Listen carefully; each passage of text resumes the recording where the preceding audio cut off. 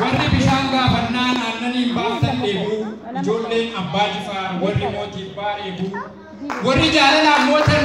faranjii bu'uunillee ijoolleen asteer gannoo obboloonni bilillee biyyaa argama bunaa wiirtuu dinagdee biyyaa akkam jirtu jimmaa koo biyya dhaloota kiyya Mudama ko gaggabun kan okkoltan caba ko akkam jirtu Oromoo akkam jirtu saba ko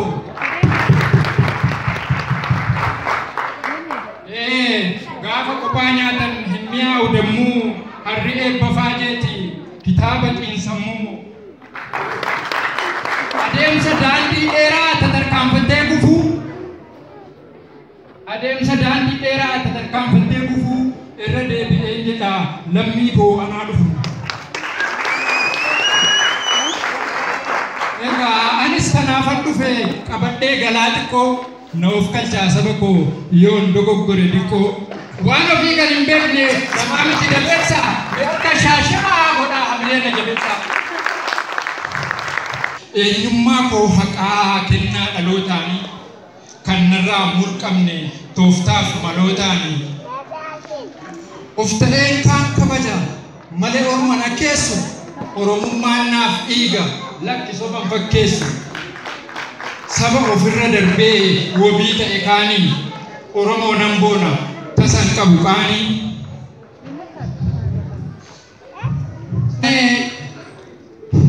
Ameerikaas jiraattan Jaappaanii fi Chaayinaa Oromummaa baaftanii tasa lafan kaayinaa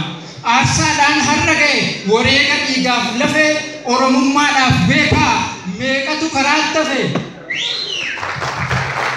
Elemoo qilxuutu jiruu ofii dhiisee dungoon qabsiisee wareegamee ciisee of taanee har'an geenyu akka nagaa yaaddeeni gatiitti kafaleeti bar jeneraal taaddeeni